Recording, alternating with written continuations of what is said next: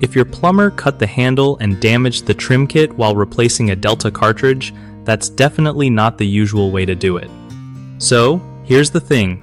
Normally, when replacing a Delta cartridge, the plumber should be able to remove the handle and trim without cutting anything. They usually use the right size Allen keys or screwdrivers to take the handle off gently.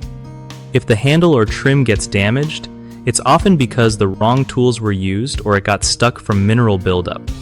You can totally buy just the trim kit or even just the handle chrome trim separately online or at a hardware store.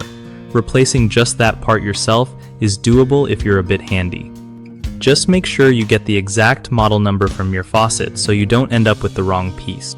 When you're doing this, turn off the water supply first and follow some basic online tutorials or videos for step-by-step help.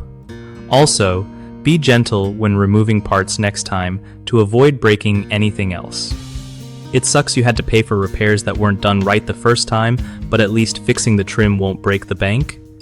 One of the biggest mistakes people face with Delta cartridge replacements is damaging the trim kit because they or the plumber used the wrong tools or forced the handle off.